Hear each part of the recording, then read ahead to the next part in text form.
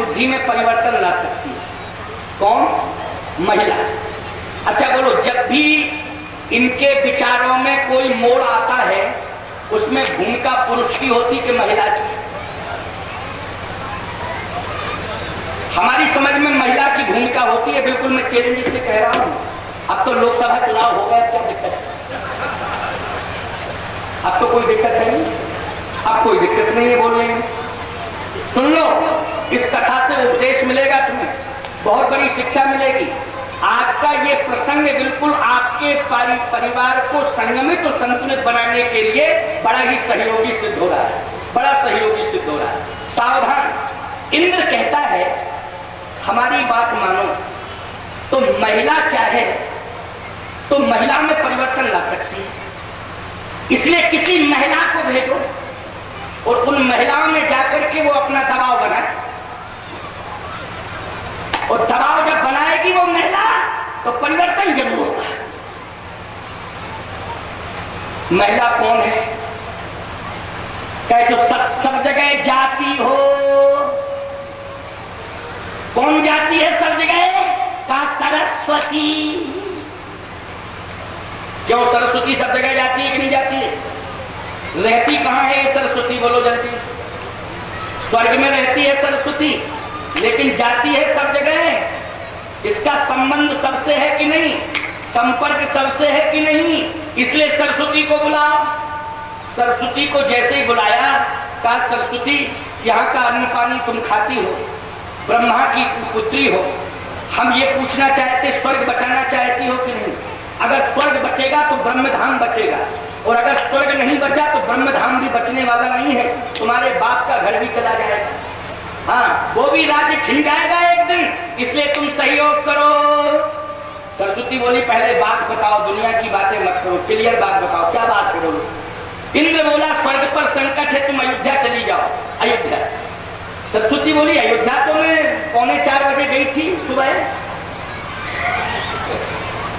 3:45 बजे गई थी। अगर कोई बात थी तो रात में बता देनी चाहिए थी, हम सुबह उसको क्लियर कराते। अरे कहा 3:45 बजे की बात छोड़ो, अब चली जाओ, अब चली जाओ, और सूर्य अस्त नहीं होना चाहिए उसके पहले प्रवेश करो अयोध्या में। का बात तो बताओ क्यों? का इसलिए कि दशरथ जी राम को राजा बना रहे हैं, और राम यदि राजा बन जाएंगे तो स्वर्ग नहीं बचेगा, और दशरथ जी की पूरी इच्छा है, इसलिए दशरथ जी पर तो तुम्हारा प्रभाव नहीं छूट सकता है। लेकिन कौशल्या, कैकेयी, सुमित्रा, इन तीनों रानियों में किसी भी रानी को अगर तुम प्रभावित कर दोगी तो निश्चित है दशरथ जी के विचारों में वो परिवर्तन लाएगा और राम राज्याभिषेक नहीं हो पाएगा। इतना काम तुम करो, इसलिए मति को भ्रमित कर दो तुम जाके, चाहे कौशल्या की, चाहे कैकेयी की, चाहे सुमित्रा की।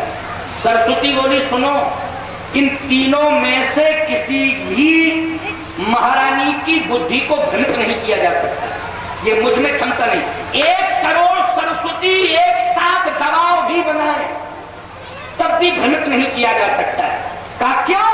कहा इसलिए क्योंकि 24 घंटे कैकेयी की गोदी में राम रहते हैं, 24 घंटे भगवान विष्णु की आराधना कौशल्या और सुमित्रा करती है। बोलो भाई, 24 घंटे भगवान विष्णु की आराधना सुमित्रा कौशल्या करती है, 24 घंटे श्री राम कैकेयी जी की गोद में रहते हैं। बोलो रहते हैं कि नहीं रहते हैं? सबसे ज्यादा समय राम जी किसके पास देते हैं? बोलो, कैकेयी जी के पास देते हैं कि नहीं देते हैं? सावधान। इसलिए जिसके पास 24 घंटे राम रहता हो, जिसके जीवन में 24 घंटे विष्णु की उपासना होती हो, हरिपद कमल विनीत। सरस्वती कहती है दिमाग खराब ना हो जाए महाराज आपका, इसलिए अपनी बुद्धि को स्थिर रखो, ये काम मुझसे कभी नहीं हो सकता है, मुझे मजबूर मत करो। और मैं एक बात पूछ रही हूँ आपसे, हमारा काम बुद्धि को भ्रष्ट करना है कि निर्मल बनाना है, ये बताओ। सरस्वती का काम बुद्धि को निर्मल बनाना है कि बुद्धि को भ्रष्ट करना? बोलो। अगर बुद्धि भ्रष्ट करने वाली सरस्वती होती तो सुबह सुबह विद्यालय में सरस्वती का आवाहन किया जाता क्या? बच्चों का दिमाग खराब करने के लिए बुलाया जाता है सरस्वती? बोलो भाई। या कुंद इंद तुषार हार भवला। बोलो, सरस्वती वंदना प्रत्येक विद्यालय में होती कि नहीं होती है? किस लिए होती है? कि बच्चों की बुद्धि निर्मल हो। हे सरस्वती जी आप कृपा करना। बोलो, इसलिए बुलाया जाता है सरस्वती को कि नहीं? सरस्वती ने कहा बदनाम करना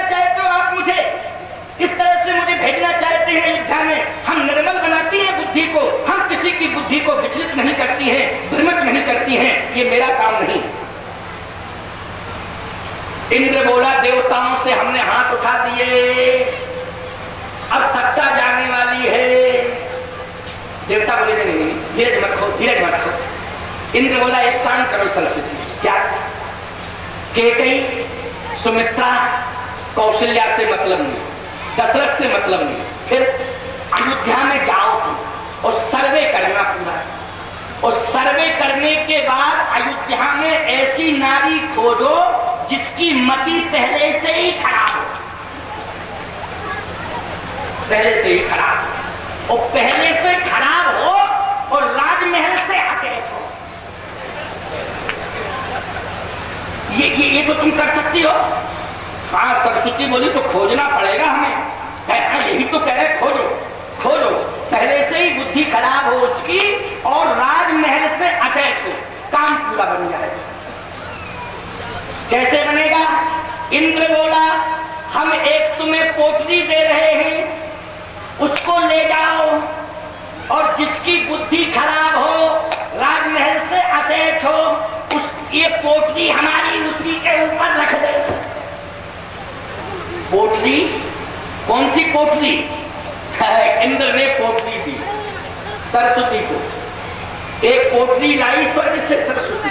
वो कौन सी पोटली थी? अपयश की पोटली। समझ रहे कि नहीं? किसकी पोटली थी? अपयश की पोटली थी।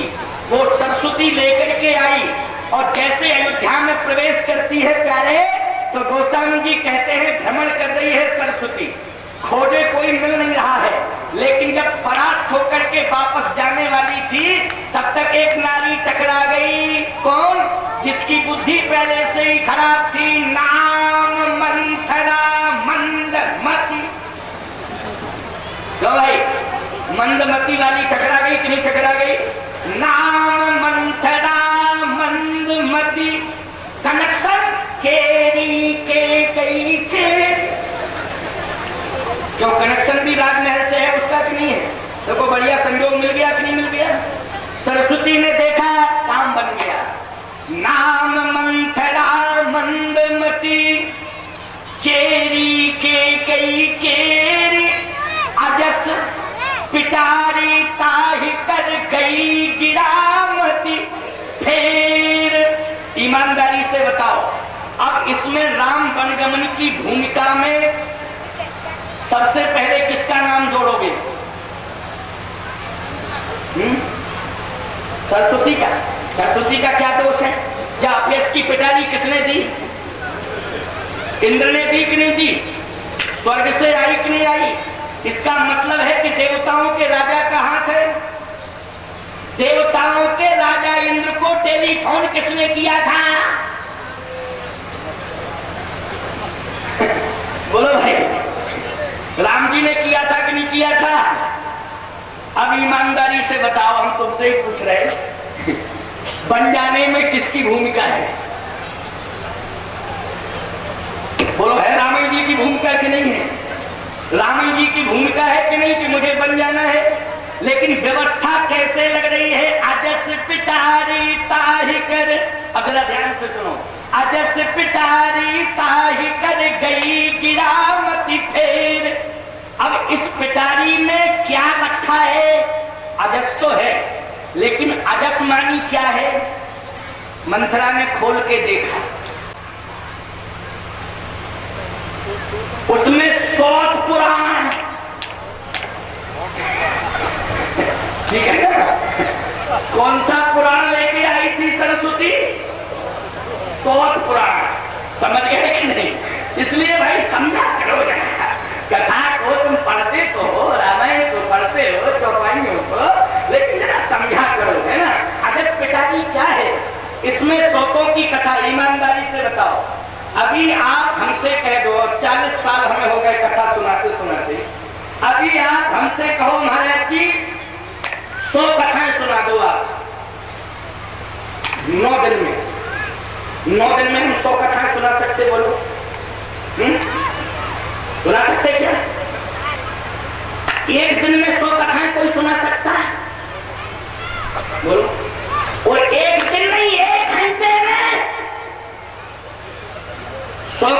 कोई सुना सकता? कोई नहीं सुना सकता। लेकिन सरस्वती की कृपा हो जाए तो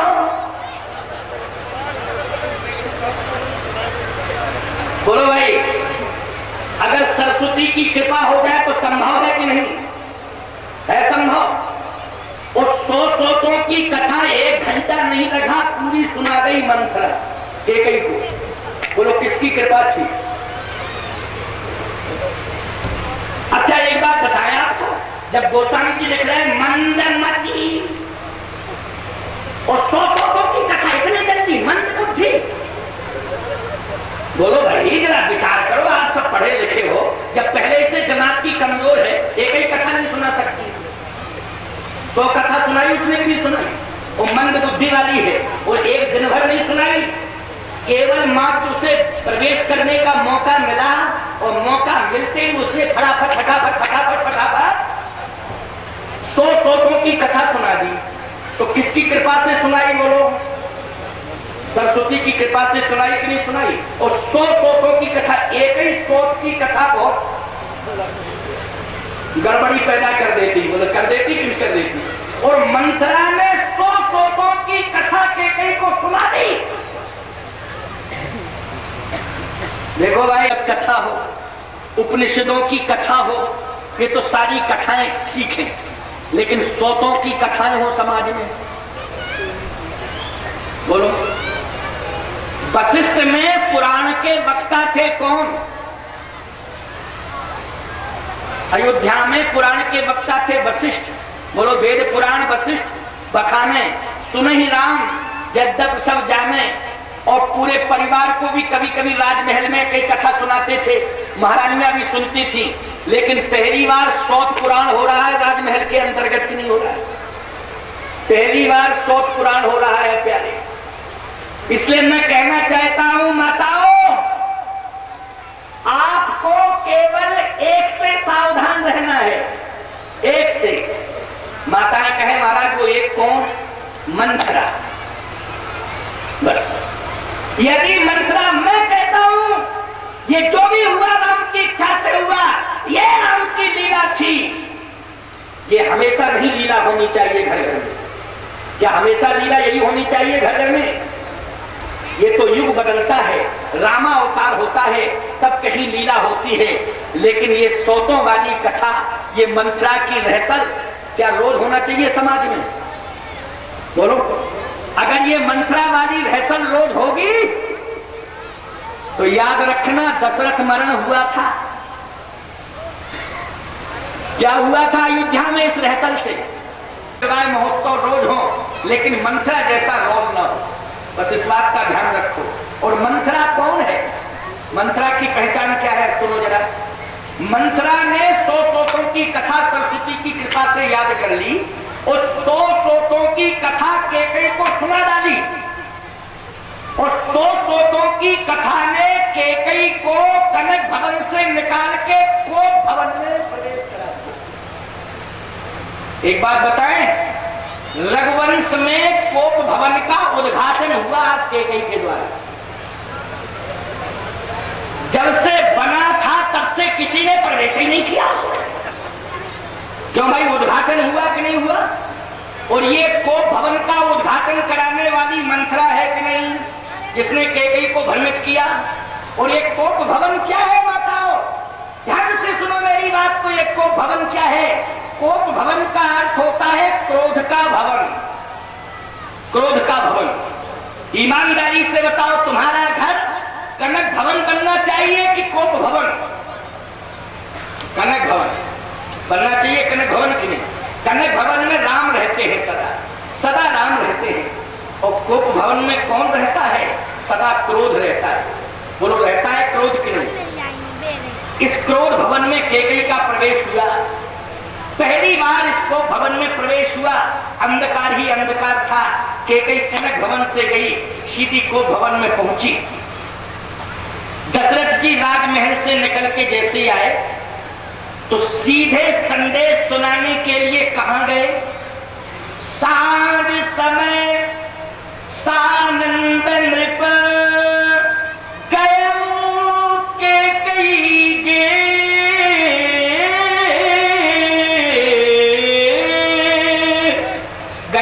केकई के। संध्या समय सूर्य अस्त हुआ, संध्या काल में केकई के भवन में गए। एक बात का ध्यान रखो, दशरथ जी की पहली भूल थी कि संध्या काल में वो केकई के भवन में गए। संध्या काल में उनको मंदिर में प्रवेश करना चाहिए। सांझ समय आप कहां प्रवेश करते हो? संध्या बंधन कहां होता है? पत्नी के कक्ष में है? संध्या बंधन मंदिर में होता है कि नहीं होता है? अरे तुम्हारे घर में भी छोटा सा मंदिर है, उसमें ही तुम करते हो कि नहीं करते हो? घर घर में मंदिर है, पड़ोस में मंदिर है, पड़ोस में नहीं है तो गांव में मंदिर है। किस लिए मंदिर होते हैं? सुबह स्नान करके आप दर्शन करने जाएं, शाम को आप पवित्र होकर के मंदिर में दर्शन करने जाएं।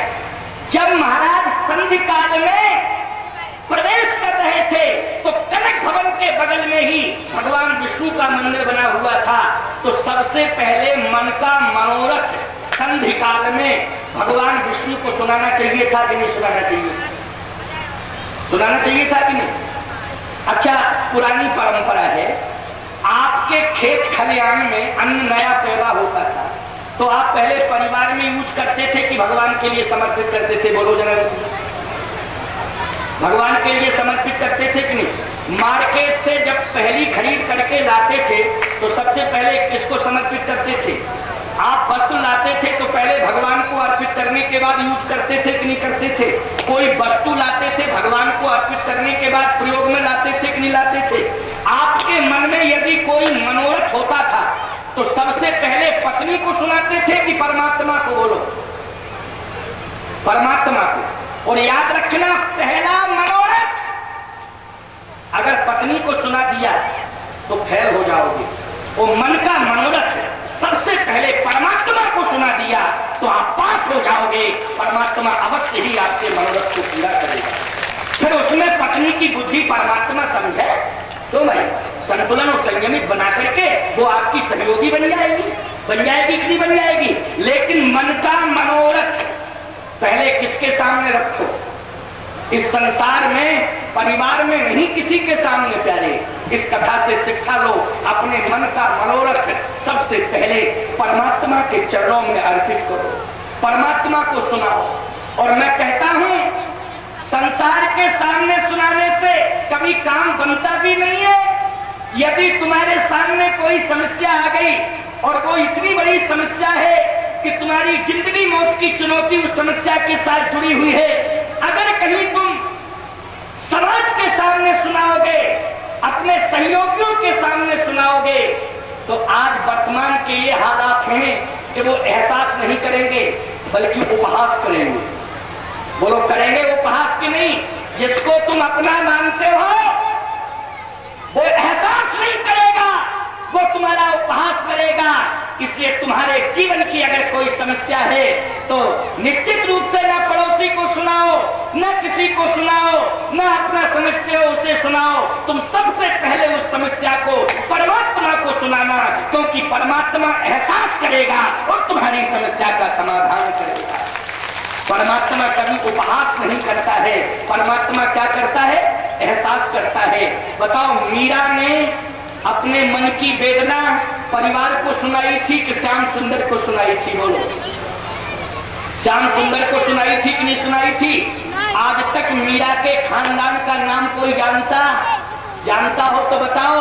और मीरा का नाम कौन नहीं जानता? बोलो, मरने के बाद भी मीरा अमर हो गई कि नहीं हो गई?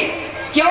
अपने मन के मनोरथ को भगवान श्याम सुंदर के चरणों में उसने समर्पित कर दिया है। इसलिए दशरथ जी को क्या करना चाहिए था? महाराज दशरथ को करना ये चाहिए था कि साज समय सा नंदन पे गए विष्णु के गेह, गए विष्णु के गेह। विष्णु गेह मानी होता है मंदिर। जबकि आप कहोगे महाराज मंदिर दूर तो नहीं था। नहीं, रोज पूजा करते थे। कहाँ करते थे? बोले, अवधपुरी रघुकुल मणि राहु, ओ वेद विदित तहि दशरथ लाऊ, धर्म धुरंधर गुण निधि ज्ञानी, हृदय भगत मति सारंग पायनी। सारंग पानी मानी होता है विष्णु। तो विष्णु बोलो, रोज हृदय भगत मति सारंग पानी। जब हृदय में भगवान विष्णु की भक्ति है तो हृदय का मनोरथ सबसे पहले किसे सुनाना चाहिए था? जल्दी बोलो। विष्णु को सुनाना चाहिए था कि नहीं? लेकिन सुनाने के लिए कहां गए? सायं समय सानंद नृप गए के कई के। और जैसे ही केकई के भवन में पहुंचे, प्रवेश किए, तो दरवाजे पर बैठी मंथरा रो रही थी। देखो, मंथरा रो रही थी, समझना। दशरथ जी ने जब अंदर देखा तो भवन खाली, मंथरा बैठी बैठी रो रही। तो दशरथ जी ने कहा, क्यों मंथरा, महारानी कहां है? कहां है